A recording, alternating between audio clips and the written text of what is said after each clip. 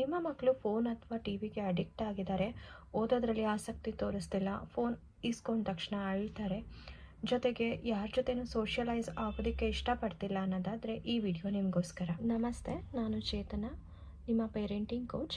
ಇವತ್ತು ನಾನು ನಿಮ್ಮ ಜೊತೆ ಹಂಚ್ಕೊಳ್ತಾ ಇರೋ ವಿಷಯ ಮಕ್ಕಳ ಮೊಬೈಲ್ ಅಡಿಕ್ಷನ್ ಅಥವಾ ಸ್ಕ್ರೀನ್ ಅಡಿಕ್ಷನ್ನ ಹೇಗೆ ನಾವು ದೂರ ಮಾಡೋದು ಅಂತ. ಪೋಷಕರು ವರಿ ಮಾಡಬೇಕಾಗಿದ್ದಂತಹ ಕೆಲವು ಬಿಹೇವಿಯರ್ ಯಾವುದಪ್ಪ ಅಂದರೆ, ಓದಿನಲ್ಲಿ ಆಸಕ್ತಿ ಕಳ್ಕೊಳ್ಳೋದು, ಸ್ನೇಹಿತರ ಜೊತೆ ಬೆರೆಯೋದಕ್ಕೆ ಇಷ್ಟಪಡೋದಿಲ್ಲ, ಜೊತೆಗೆ ಮನೆಯಲ್ಲಿ ದೊಡ್ಡವ್ರ ಜೊತೆ ಆಗಿರ್ಬೋದು, ಬೇರೆಯವ್ರ ಜೊತೆ ಆಗಿರ್ಬೋದು ರೂಡ್ ಬಿಹೇವಿಯರ್ಸು.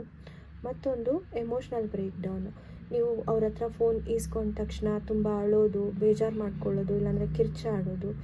ಜೊತೆಗೆ ಫೋನ್ ಮಾತ್ರ ನಾನು ಬೋರ್ ಆಗಿದ್ದರೆ ಅಥವಾ ನನಗೆ ಬೇಜಾರಾಗಿದ್ದರೆ ಫೋನಿಂದ ಮಾತ್ರ ನಾನು ಅದನ್ನು ಹೋಗ್ಸೋದಕ್ಕೆ ಸಾಧ್ಯ.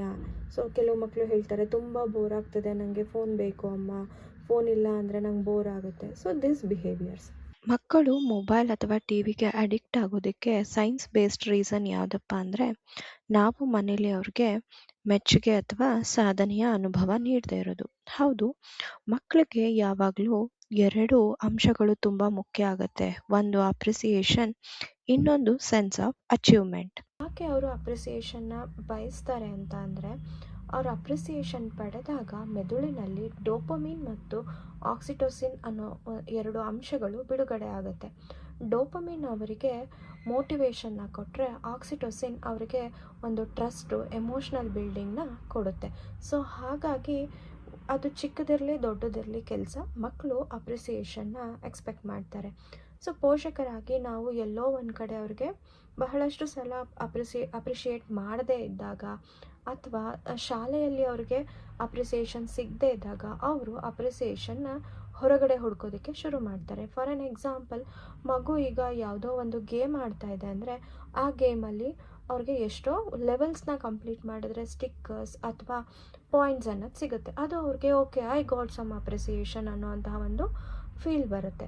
ಸೊ ಹಾಗಾಗಿ ಮಕ್ಕಳು ಈ ಗೇಮ್ಸ್ಗೆ ಅಡಿಕ್ಟ್ ಆಗ್ತಾರೆ. ಇಲ್ಲ, ಎರಡನೇದೇನಪ್ಪ ಅಂದರೆ ಸೆನ್ಸ್ ಆಫ್ ಅಚೀವ್ಮೆಂಟ್. ಪ್ರತಿಯೊಂದು ಮಕ್ಳಿಗೂ ನಾನು ಪ್ರತಿದಿನ ಏನಾದರೂ ಒಂದು ಸಾಧಿಸ್ತಾ ಇದ್ದೀನಿ, ಹೌದು ನಾನಿವತ್ತೇನೋ ಒಂದು ಸಾಧನೆ ಮಾಡಿದೆ ಅನ್ನುವಂತಹ ಒಂದು ಫೀಲ್ ಬರೋದು ತುಂಬ ಮುಖ್ಯ. Because again it is connected to dopamine.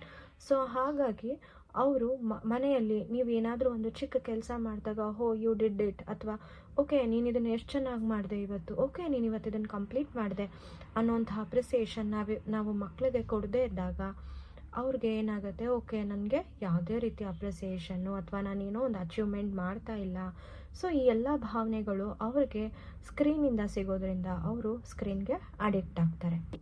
ಮಕ್ಕಳ ಸ್ಕ್ರೀನ್ ಅಡಿಕ್ಷನ್ ಕಡಿಮೆ ಮಾಡಬೇಕು ಅನ್ನೋದಾದರೆ ಪೋಷಕರು ಈ 4 ಮಿಸ್ಟೇಕ್ಸ್ನ ಮೊದಲು ಬಿಡಬೇಕು. ಮೊದಲನೇದು ಅವಾಯ್ಡ್ ರಿಕ್ವೆಸ್ಟಿಂಗ್. ಅಂದರೆ ಎಷ್ಟೋ ಸಲ ಪೋಷಕರು ನಾವೇನು ಮಾಡ್ತೀವಿ, ಮಗು ಎಷ್ಟೋ ಸಲ ತುಂಬ ಹೊತ್ತಿಂದ ಫೋನ್ ನೋಡ್ತಾ ಕೂತಿದೆ, ನಾವು ಅದಕ್ಕೆ ರಿಕ್ವೆಸ್ಟ್ ಮಾಡೋಕ್ಕೆ ಸ್ಟಾರ್ಟ್ ಮಾಡ್ತೀವಿ.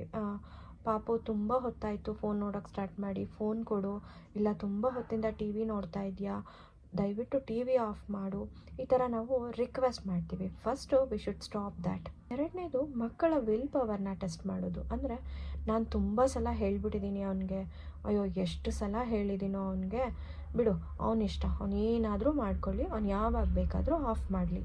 ಸೊ ಇದೊಂದು ಬಿಹೇವಿಯರು. ಮೂರನೇದು ಅವಾಯ್ಡ್ ಲೇಬಲಿಂಗ್. ನಾವು ಎಷ್ಟೋ ಸಲ ಮಕ್ಕಳಿಗೆ ಲೇಬಲ್ ಮಾಡ್ತೀವಿ. ಯಾರಾದರೂ ಫ್ರೆಂಡ್ಸ್ ಬಂದಾಗಲೋ ಇಲ್ಲ ನಮ್ಮ ರಿಲೇಟಿವ್ಸ್ ಬಂದಾಗಲೋ ಮಕ್ಕಳ ಮುಂದೆ ಏನು ಹೇಳ್ತೀವಿ ಅಂತ ಅಂದರೆ, ಇವನು ಯಾವಾಗ ನೋಡಿದ್ರೂ ಫೋನ್ ನೋಡ್ತಾನೆ ಕೂತಿರ್ತಾನೆ, ಟಿ ವಿ ಫೋನು ಬಿಟ್ಟರೆ ಬೇರೆ ಏನೂ ಬೇಕಿಲ್ಲ. ಸೊ ಈ ಥರ ಕೆಲವೊಂದು ಲೇಬಲಿಂಗ್ ನಾವು ಗೊತ್ತಿಲ್ಲದೇನೋ ಗೊತ್ತಿದ್ದೋ ಬೇರೆಯವ್ರ ಮುಂದೆ ನಾವು ಮಕ್ಕಳಿಗೆ ರಿಜಿಸ್ಟರ್ ಮಾಡಿಬಿಡ್ತೀವಿ. ನಾಲ್ಕನೇದು ಮಕ್ಕಳಿಗೆ ಹೊಡೆಯೋದು.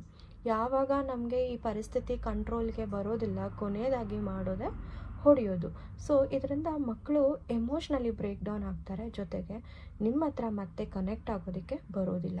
ಮಕ್ಕಳು ಸ್ಟ್ರೆಸ್ ಆದಾಗ ಅವರಿಗೆ ಬೇಕಾಗಿರೋದು ಡೋಪಮಿನ್.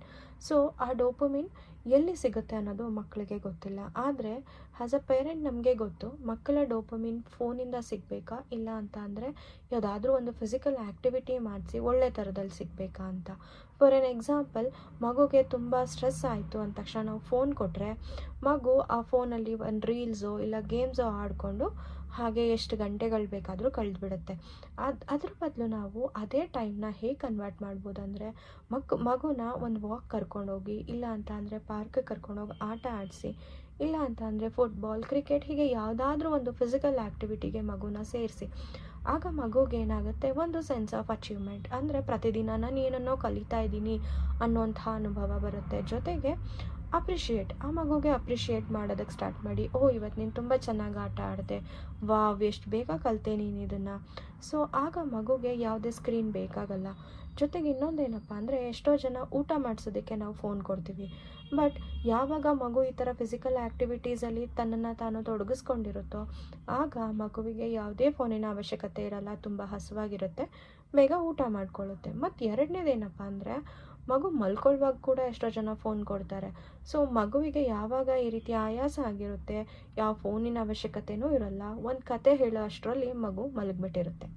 ಎರಡನೇ ಸ್ಟ್ರಾಟಜಿಗೆ ಹೋಗೋದಕ್ಕೆ ಮುಂಚೆ, ನಿಮಗೆ ಮಕ್ಕಳ ಫೋನ್ ಅಡಿಕ್ಷನ್ನ ಹೇಗೆ ಕಡಿಮೆ ಮಾಡಬೇಕು ಅನ್ನೋ ಫ್ರೀ PDF ಬೇಕು ಅನ್ನೋದಾದರೆ ಚಾನಲ್ನ ಸಬ್ಸ್ಕ್ರೈಬ್ ಮಾಡ್ಕೊಂಡು PDF ಅಂತ ಕಮೆಂಟ್ ಮಾಡಿ.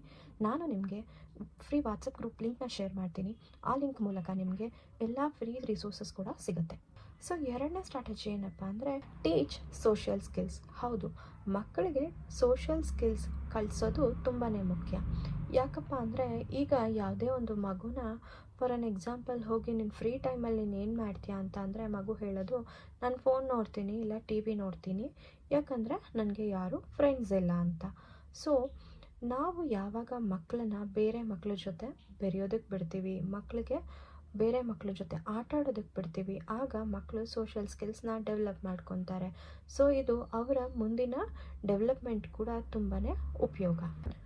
ಸ್ಟ್ರಾಟಜಿ ಯಾವುದಪ್ಪ ಅಂದರೆ, ಬೆಟರ್ ರುಟೀನ್. ಹೌದು, ಮಕ್ಕಳಿಗೆ ಡೈಲಿ ರುಟೀನ್ನ ನಾವು ಸೆಟ್ ಮಾಡಲೇಬೇಕು. ಇಲ್ಲ ಅಂತಂದರೆ ಮಗುವಿಗೆ ಯಾವ ಟೈಮಲ್ಲಿ ಓದ್ಕೋಬೇಕು, ಇಲ್ಲ ಯಾವ ಟೈಮಲ್ಲಿ ಆಟ ಆಡಬೇಕು, ಇಲ್ಲ ನನ್ನ ಸ್ಕ್ರೀನ್ ಟೈಮ್ ಯಾವುದು ಅನ್ನೋದು ಕೂಡ ಗೊತ್ತಾಗಲ್ಲ. ಅದಕ್ಕೆ ಆ್ಯಸ್ ಅ ಪೇರೆಂಟ್ ನಾವೇನು ಮಾಡಬೇಕಪ್ಪ ಅಂದರೆ, ಒಂದು ಪರ್ಟಿಕ್ಯುಲರ್ ರುಟೀನ್ನ ಸೆಟ್ ಮಾಡಬೇಕು. ಆ ರುಟೀನಲ್ಲಿ screen time, study time and then sports, ಅದರಲ್ಲಿ ಯಾವುದಾದ್ರೂ ಒಂದು ಸ್ಪೋರ್ಟ್ಸ್ ಅಥವಾ ಫಿಸಿಕಲ್ ಆ್ಯಕ್ಟಿವಿಟಿಗೆ ಅಂತ ಟೈಮ್ ಇರಬೇಕು, ಸ್ಟಡಿಗೆ ಅಂತ ಟೈಮ್ ಇರಬೇಕು. ಈವನ್ ನಾವು ಸ್ಕ್ರೀನ್ ಟೈಮ್ ಕೂಡ ಕೊಡಲೇಬೇಕು. ಆದರೆ ಆ ಸ್ಕ್ರೀನ್ ಟೈಮ್ನ ನಾವು ಹೇಗೆ ಕೊಡ್ತಿದ್ದೀವಿ ಅನ್ನೋದನ್ನ ಕೂಡ ನಾವು ವಾಚ್ ಮಾಡಬೇಕಾಗತ್ತೆ. ಫೋರ್ತ್ ಒನ್ ಏನಪ್ಪ ಅಂತ ಅಂದರೆ, ಮೆಡಿಟೇಷನ್.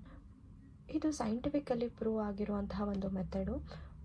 ಮಗುವಿಗೆ ಮೆಡಿಟೇಷನ್, ಯೋಗ, ಈ ಥರದ್ದು ಯಾವುದಾದ್ರೂ ಒಂದು ಆ್ಯಕ್ಟಿವಿಟೀಸ್ ಲೈಕ್ ಪ್ರಾಣಾಯಾಮ, ಈ ಥರ ಯಾವುದಾದ್ರೂ ಒಂದು ಆ್ಯಕ್ಟಿವಿಟೀಸ್ ಮಾಡಿಸೋದ್ರಿಂದ ಮಗುವಿಗೆ ಒಂದು ಡಿಸಿಷನ್ ಮೇಕಿಂಗ್ ಕೆಪಾಸಿಟಿ ಜಾಸ್ತಿ ಆಗುತ್ತೆ, ಜೊತೆಗೆ ಕಾನ್ಸಂಟ್ರೇಷನ್ ಕೂಡ ಇಂಪ್ರೂವ್ ಆಗುತ್ತೆ. ಕೊನೆಯದಾಗಿ ಏನಪ್ಪ ಅಂತ ಅಂದರೆ, ಪ್ರತಿದಿನ 30 ಮಿನಿಟ್ಸ್ ತಂದೆ ತಾಯಿ ಮಗುವಿನ ಜೊತೆಗೆ ವಿತೌಟ್ ಸ್ಕ್ರೀನ್ ಕೂತ್ಕೊಂಡು ಮಾತಾಡೋದಾಗಿರ್ಬೋದು, ಆಟ ಆಡೋದಾಗಿರ್ಬೋದು, ಇಲ್ಲ ಮಗುವಿನ ಸ್ಟಡೀಸ್ಗೆ ಹೆಲ್ಪ್ ಮಾಡೋದಾಗಿರ್ಬೋದು, ಈ ಥರ ನಾವು ಒಂದಷ್ಟು ಸ್ಕ್ರೀನ್ ಫ್ರೀ ಟೈಮ್ನ ಮಗುಗೆ ಕೊಟ್ಟಾಗ ಮಗುಗೆ ಫೋನ್ ಅಥವಾ TV ಇಲ್ಲದೇನೂ ಕೂಡ ನಾನು ಖುಷಿಯಾಗಿ ಇರ್ಬೋದು ಅನ್ನೋದನ್ನು ಕಲಿಯುತ್ತೆ. ಇದೇ ರೀತಿಯ ಬಹಳಷ್ಟು ಪೇರೆಂಟಿಂಗ್, ಸ್ಟಡೀಸ್, ಲೈಫ್ ಸ್ಟೈಲ್ಗೆ ಸಂಬಂಧಪಟ್ಟಂತಹ ವಿಡಿಯೋಗಳು ನಿಮಗೆ ಬೇಕು ಅನ್ನೋದಾದರೆ ಚಾನಲ್ನ ಸಬ್ಸ್ಕ್ರೈಬ್ ಮಾಡಿ. Thank you.